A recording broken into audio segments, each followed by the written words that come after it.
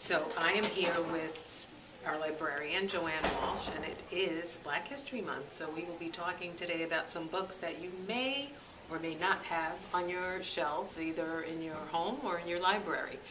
And I find that Joanne has a lot of information that just sometimes goes unnoticed. But I also want to draw your attention, Joanne, to the fact that the CBC has a diversity committee. That's exciting. I wish I'd been able to go to that meeting with you because I think that's very exciting. What makes it exciting? What makes this I find personally that I love learning about different cultures and different ethnic backgrounds and the contributions that everybody's made to them. And I think they always say history is written by the victors and by the men who were in the victory portion. And so we lose a lot of the smaller stories that, we hear about the most famous people, but not about everybody else. And it's the everyday person that I find fascinating. I want to now get into these books that are just bubbling with information that most students probably don't even get a chance to see on a daily basis. This is a book that's in my own personal collection that I bought. It's called Rap-a-Tap-Tap, Here's Bojangles, and it's about one of my absolute favorite people, even since I was a child.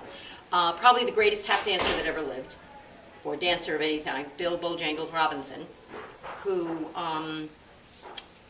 starred in my favorite Shirley Temple movies, and was actually considered almost like the unofficial mayor of New York City. When he died in, I believe it was the 1950s, he had one of the largest funerals in the history of New York City. And beautiful illustrations. Illustrations are absolutely gorgeous. It is a very easy book. I mean, maybe a child's book, but everybody absolutely loves it.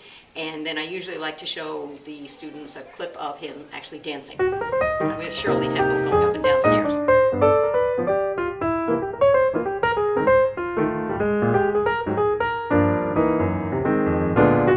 Found this, I haunt bookstores, in a bookstore upstate New York. And it is, I'd never heard of this person before.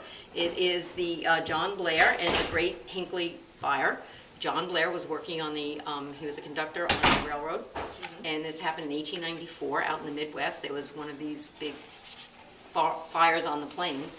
And he literally saved about several hundred people off the train.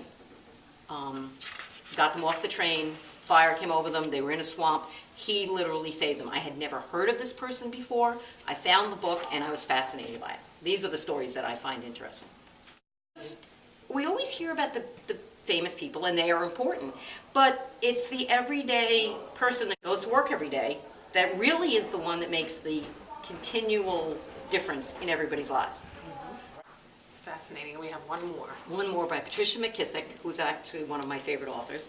And the illustrations were done by the same people that did the book on Bojangles. And this is basically telling the story of what it might have been like, and it's told in verse, for the parents in Africa after their child had been captured by the slave traders. And it's, when everybody else immigrates, you kind of know maybe maybe there was a letter written back home or something and how their parents felt about them leaving their country. But we don't know about that. So she made a story about what she felt it might have been like. And it's the illustrations are absolutely gorgeous. And the story is absolutely beautiful. I cried. And you're going to make me cry. On that note, we will resume next week with more picks from Joanne Walsh. And thank you so much for watching Boland's blog at School Library Journal.